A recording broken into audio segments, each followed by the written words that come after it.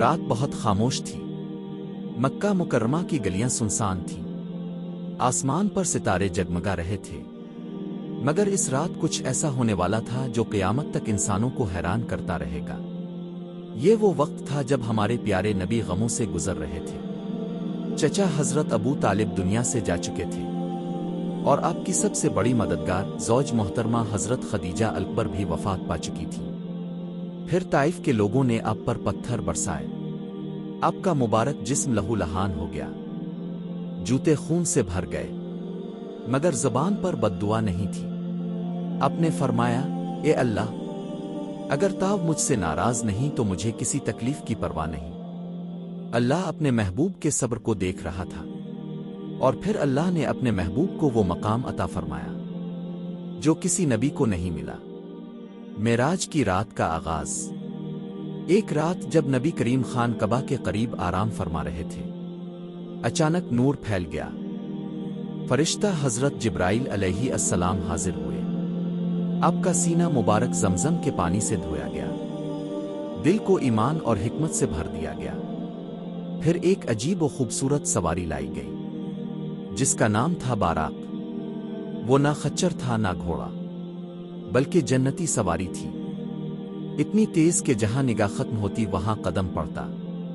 مسجد حرام سے مسجد اقصیٰ تک نبی کریم براق پر سوار ہوئے، اور پلک جھپکتے ہی سفر شروع ہو گیا۔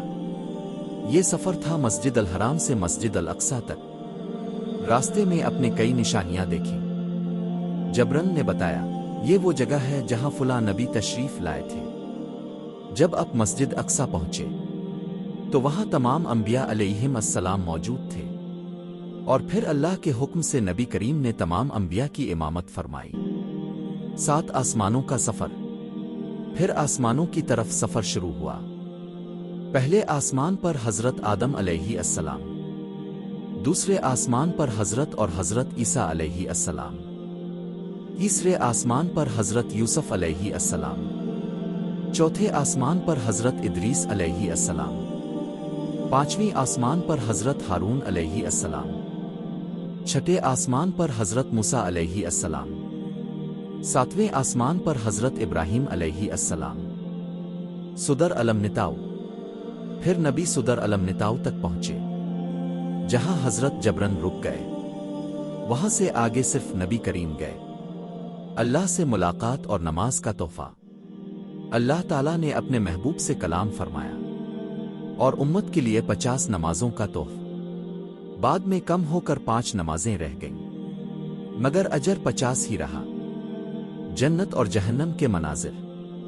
نبی نے جنت بھی دیکھی اور جہنم بھی، جہاں لوگوں کو ان کے اعمال کی سزا دی جا رہی تھی۔ واپسی مکہ۔ یہ عظیم سفر ایک ہی رات میں مکمل ہوا۔